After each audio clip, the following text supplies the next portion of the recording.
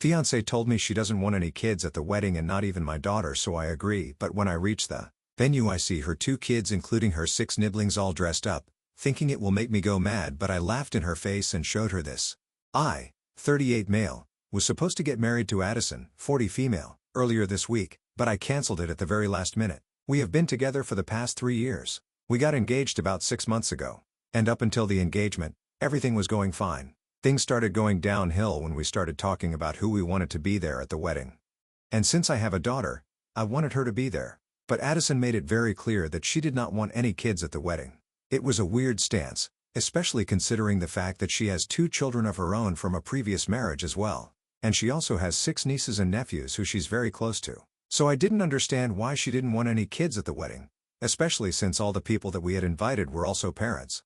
We had a bunch of fights about it initially, but then I gave in and I told her that as long as she was not going to invite any kids from her side of the family, I was fine with keeping my daughter away from the wedding. And for the record, my daughter is not even a little kid. She's 14 years old. But that did not make any difference to Addison. She told me that she didn't want any exceptions, and as much as she adored my daughter, her own kids and even her Niblings, she wanted a stress-free wedding and she didn't want to offend anybody with kids. So she was keeping all kids out.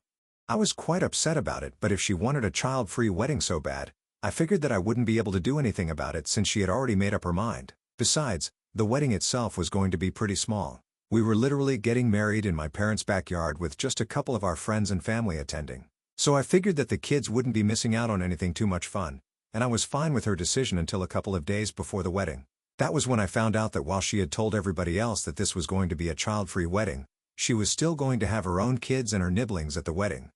I was at work when I received an email from her younger sister Kate, and it was just a bunch of photos of her 2 daughters dressed in wedding-appropriate clothes, and she was basically asking for approval. I was confused for a couple of seconds until I noticed that Kate had sent that email to our joint email address that we had created specifically for wedding-related communication so guests could RSVP and other stuff, like for vendors and all that. I knew it must have been an accident, but it was too late.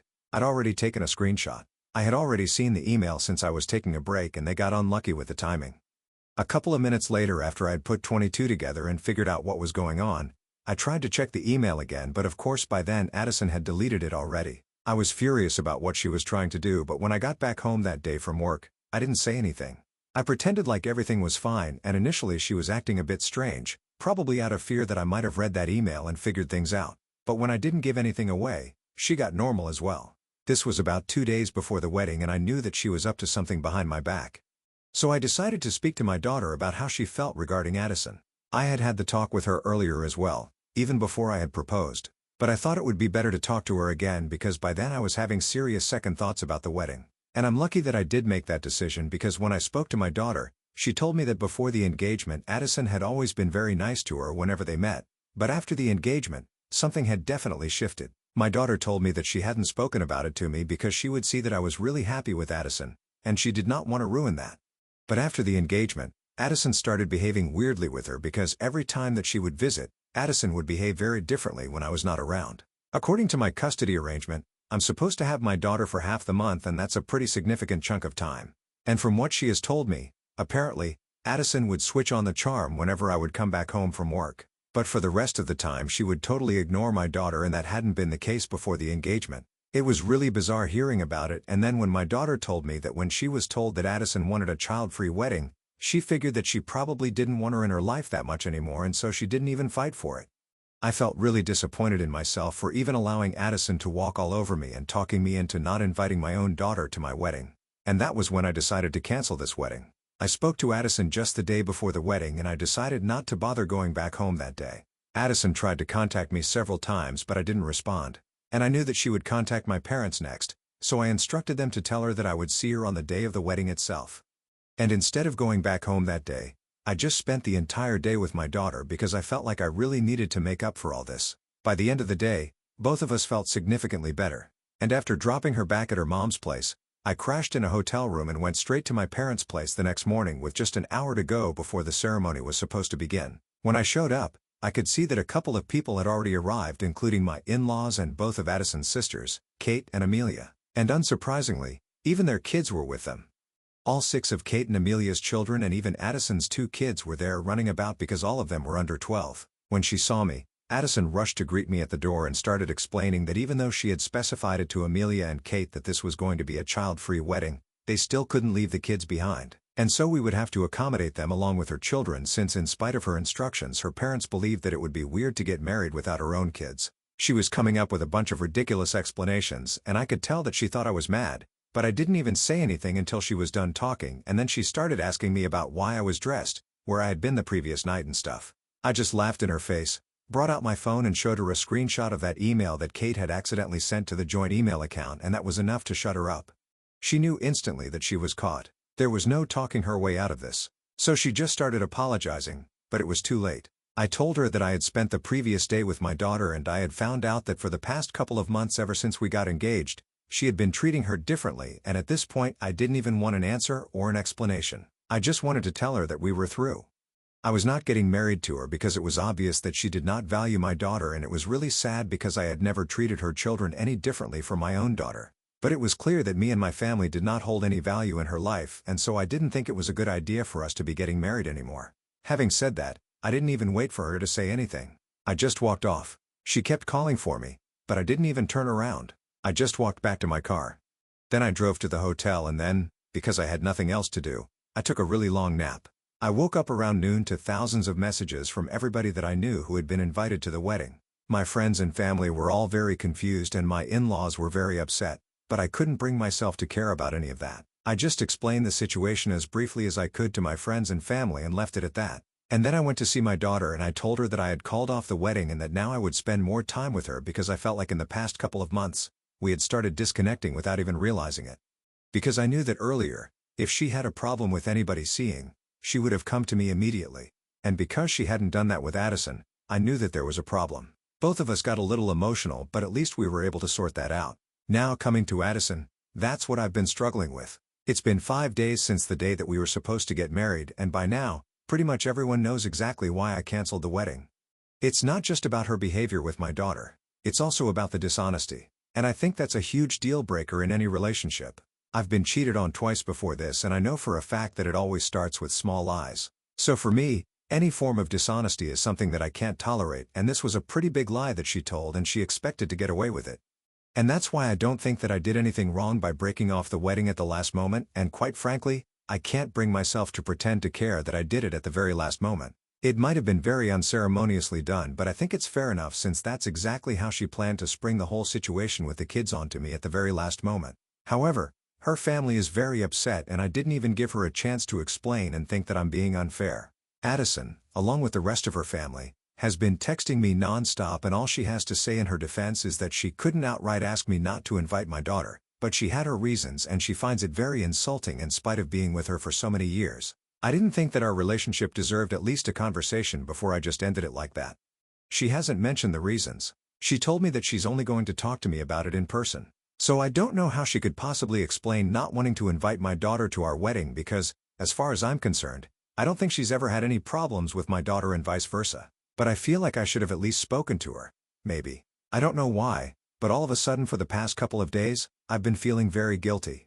I feel like I should have just been honest with her instead of creating so much drama and pretending like everything was fine until the last minute. The day that I found out what she was planning, I should have just come back home from work and confronted her about it, but I didn't. And I feel like if I had done that, a lot of the drama that's happened right now could have been avoided. I feel like a bit of a jerk because of that and it's been bothering me. So AITA for not speaking to my fiancé and canceling the wedding at the last minute?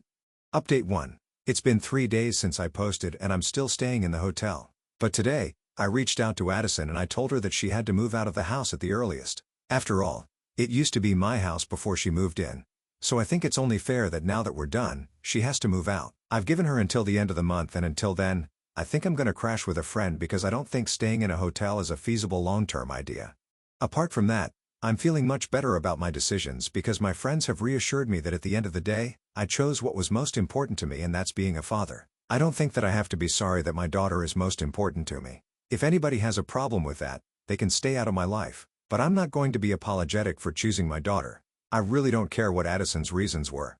If she can't explain it to me through text, I don't think I need to hear them at all because right now I just don't want to see her at all. I've also blocked her parents and her sisters. Since they were clearly in on her plan the entire time and they didn't breathe a word of it to me, It's just really disappointing because I actually got along quite well with these people. And I had really assimilated into their family, or at least that's what I believed before all of this happened. Anyway, so far I hadn't been responding to Addison, but last night I told her to look for a place.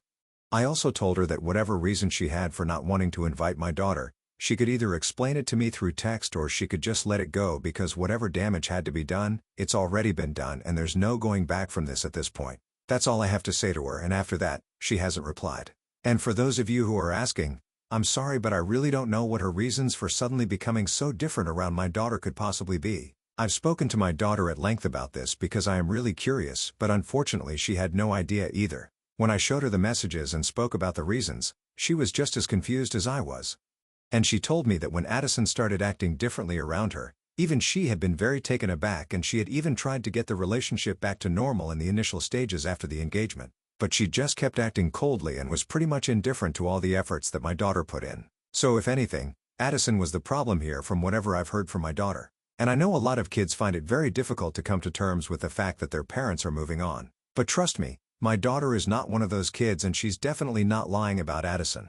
For starters, her mom and I never had been married. We had just been dating for 2 years when we had her, and we broke up when our daughter was just 3 years old. So she barely even remembers us being together. And on top of that, my ex has been married for the past 5 years as well. I know for a fact that my decision to move on and get married to Addison did not bother my daughter at all. And like I said, they used to have a good relationship until recently. And I'm not claiming that my daughter is a perfect little angel, though in my eyes she might be, but I know she's not a liar, and least of all about things like this. She knows how much I value honesty and transparency above all in my loved ones. So I truly don't believe that my daughter might be lying to me about Addison.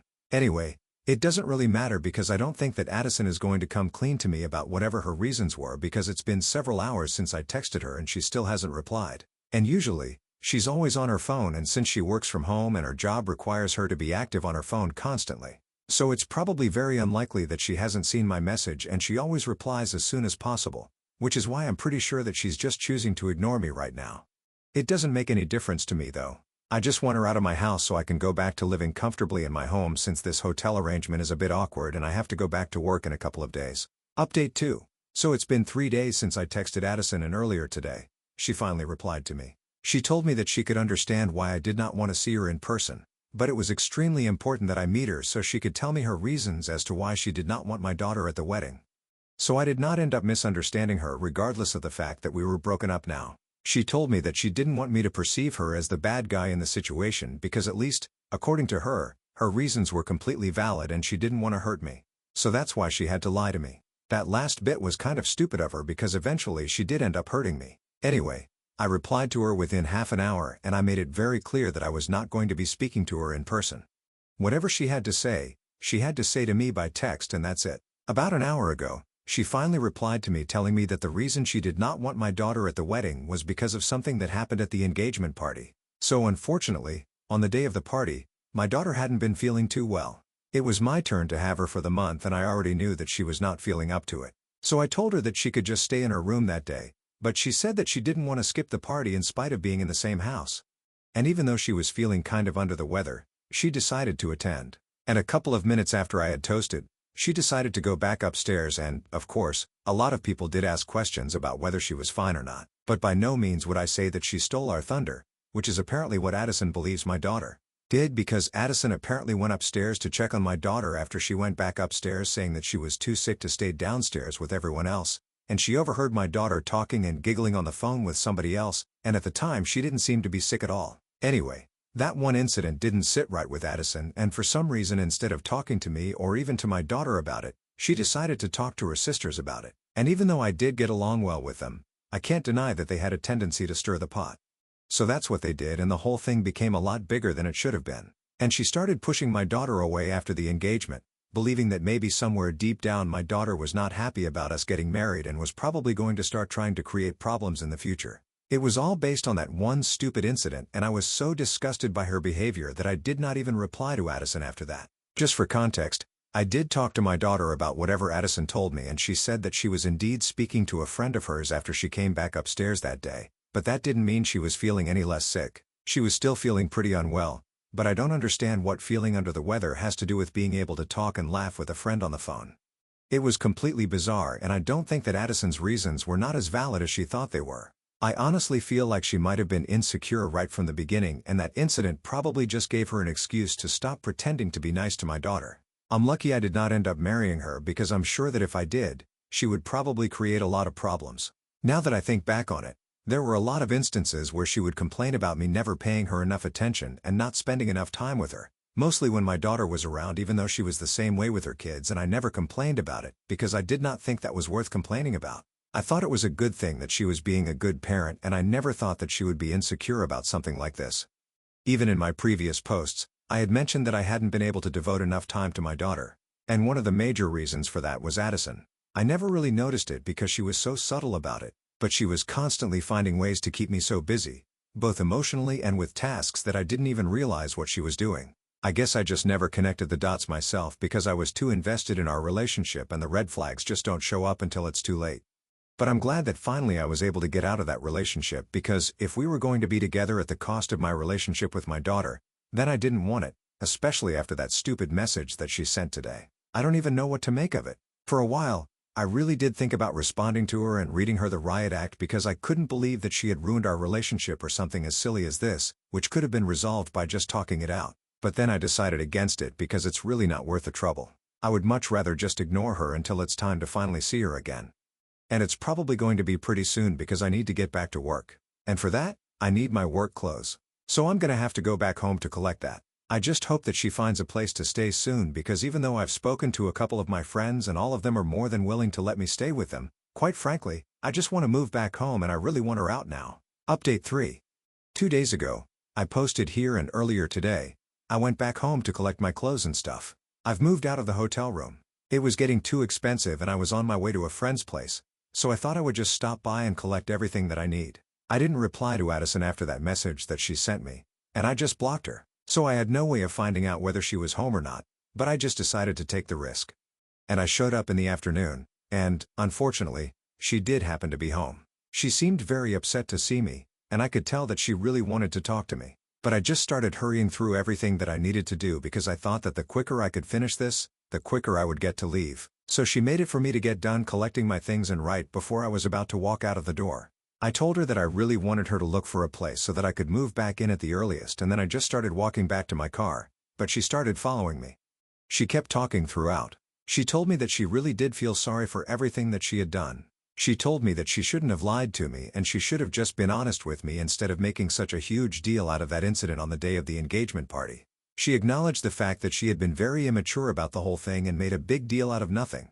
But the way her sister had put it to her, it sounded like a huge thing, and she had even had a fight with them recently because of that, because she had realized that she had inadvertently ruined her relationship by listening to their advice. She was practically begging me for a second chance, and she told me that this time she was going to make it work with both me and my daughter. And I felt really sad hearing it, because it was too little and too late. So as soon as I was near my car, I told her that I could understand how she felt. It wasn't easy for me to give up on us either, but it had to be done, because for me there was nothing more important than my daughter, and I owed it to her to do what was right. I could tell that she was about to start crying, and I really did not want to deal with that, so I just quickly said goodbye to her, reminded her to find a new place, and drove away.